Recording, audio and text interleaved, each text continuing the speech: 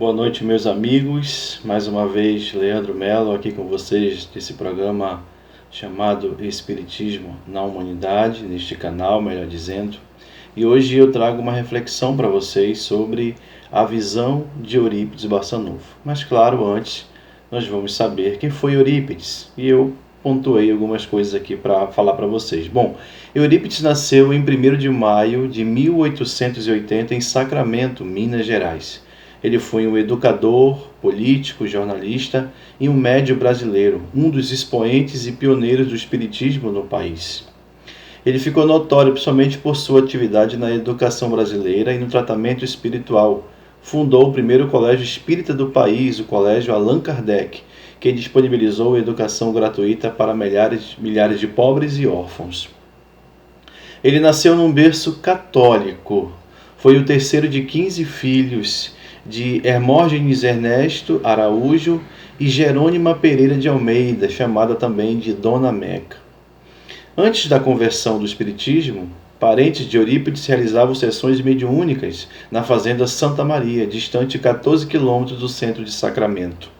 Na residência de propriedade do capitão Joaquim Gonçalves de São Roque e sua esposa Ana Petrolina de Araújo, tios avós de Eurípides, as sessões ricas de fenômenos eram assistidas por lavradores da região e suas famílias. Ocorreu então que uma transformação, após esse contato com isso, houve uma transformação na vida de Eurípides. Ele mudou para a casa dos pais, mudou da casa de seus pais e despediu-se do padre Antônio Teodoro Rocha Maia, que era um amigo dele e também um crítico com relação ao espiritismo. Jamais erguia a voz contra seus opositores ferronhos, notadamente os padres, que viam as igrejas esvaziarem mesmo aos domingos e que iniciaram uma campanha contra o médium. Eurípides morreu dia 25 de abril de 1918.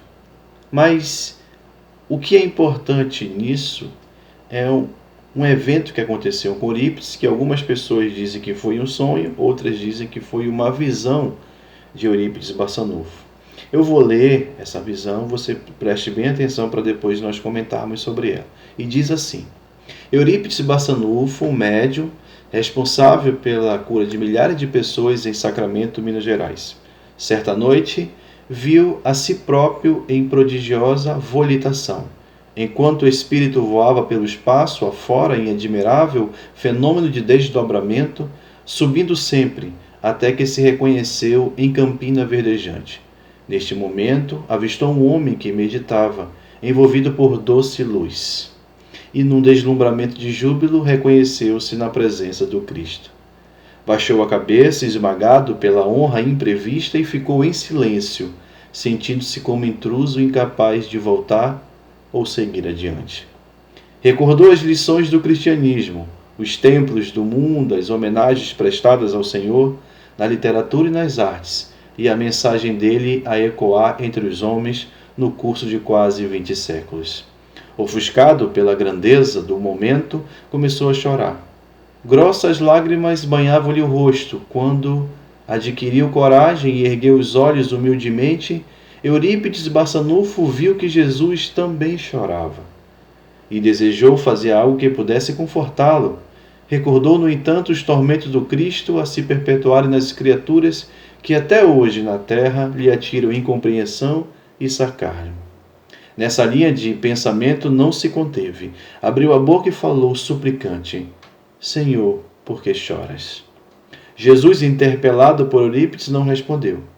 Mas, desejando certificar-se de que era ouvido, Eurípides reiterou: Chora pelos descrentes do mundo?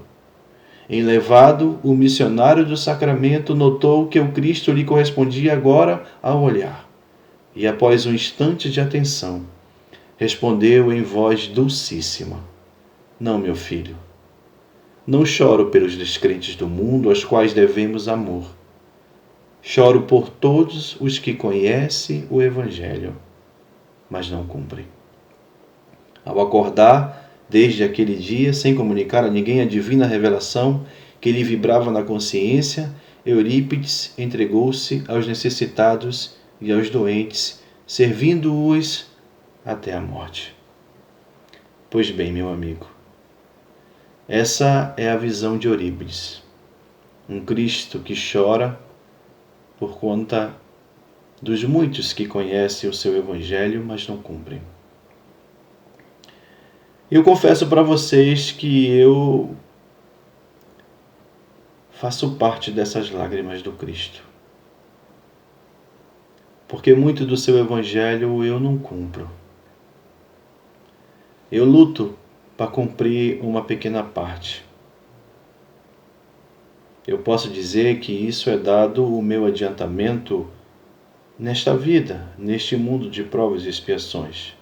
Mas eu conheço do Evangelho. Eu leio o Evangelho, então eu poderia dar mais. E isso me consumiu durante um tempo. Eu digo, e faz um tempo, senhores, que eu tive contato com essa literatura. Faz um tempo que eu tive contato com essa mensagem. Um primo meu, há uns 6 meses, mais ou menos, me deu uns folhetos que retratava esse sonho de Eurípides Barçanufo. E eu resolvi hoje fazer esse vídeo para perguntar de você, para você responder através do seu coração. O quanto dessa lágrima do Cristo você faz parte? O quanto você conhece do Evangelho, mas até agora nem sequer falou desse Evangelho? Certamente todos nós responderemos em uníssima voz que fazemos parte dessa lágrima. Esse Cristo que nesta visão, neste sonho, chamou, porque isso é um chamado de Eurípides Barçanufo, também serve a todos nós. Também é para nós esse chamado.